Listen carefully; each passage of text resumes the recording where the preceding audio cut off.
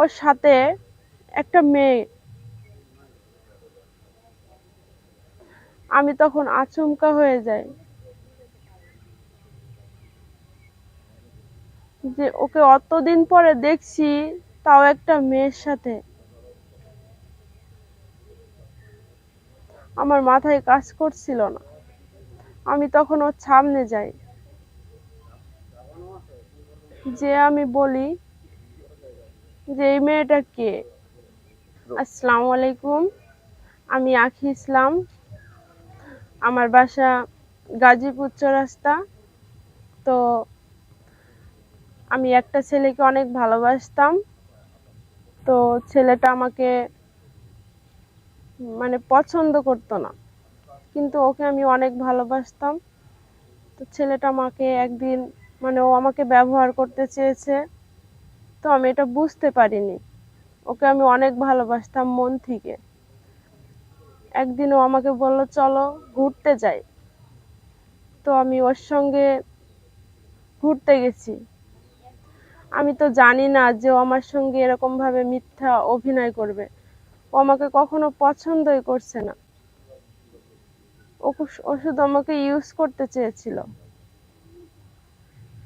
তো ওর সঙ্গে আমি ঘুরতে গেছি। ও একদিন দেখি আমাকে হোটেলে নিয়ে যায়।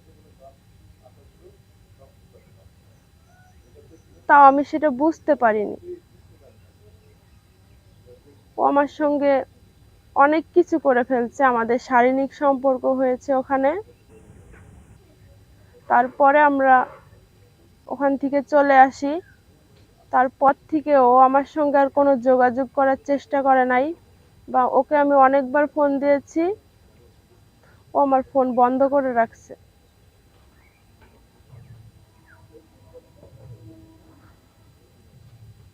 ও আমার সঙ্গে অভিনয় করছে। আমি অনেক কষ্ট পেয়েছি। ওকে আমি অনেক জায়গায় খুঁজেছি, কিন্তু পাইছি না কোথাও ওকে আমি। তারপরে ওর সন্তান আমার গর্ভে।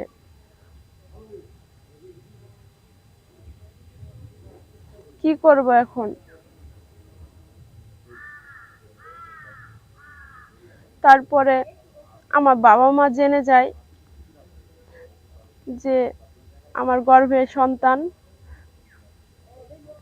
আমার বাবা মা আমাকে কলঙ্কিনী বলে বাসা থেকে বের করে দেয়। তারপরে আমি চলে আসি। এখন আমি ঢাকাতে আছি।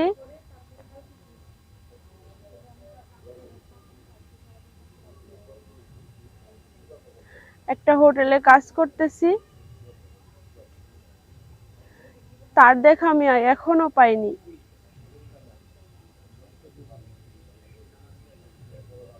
ওকে আমি অনেকবার ফোন দিই, কিন্তু ওর ফোন বন্ধ।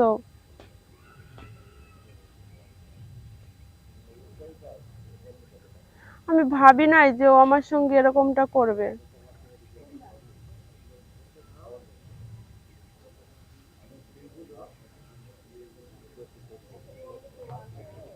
তো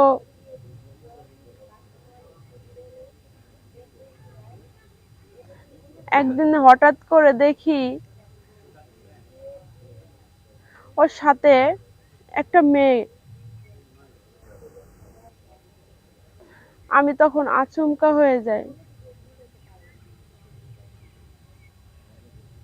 যে ওকে অতদিন পরে দেখছি, তাও একটা মেয়ের সাথে। আমার মাথায় কাজ করছিল না। আমি তখন ওর সামনে যাই,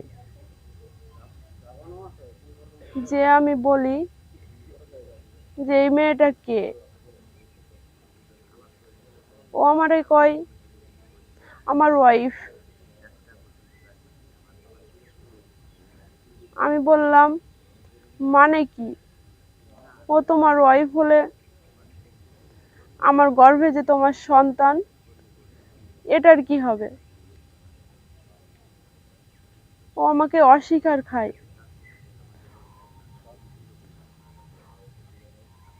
ও ও আমাকে বলে ও নাকি আমাকে চিনে না।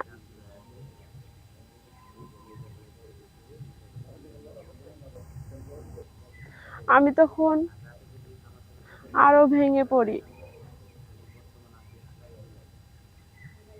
আমি নিজেকে সামলাতে পারছিলাম না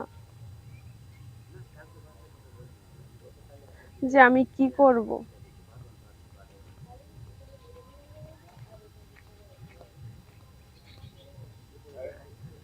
ও তখন আমার কাছ থেকে চলে যায়। আমি তখন অনেক কান্না করি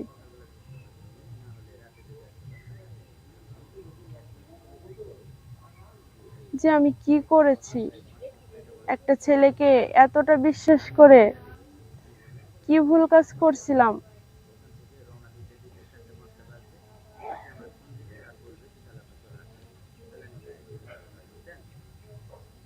তো এরকম ভুল যেন আর কারো না করে, আর কারো জীবনে যেন এরকম দুর্ঘটনা না হয়,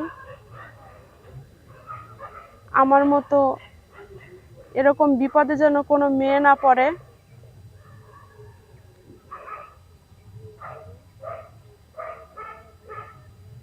তো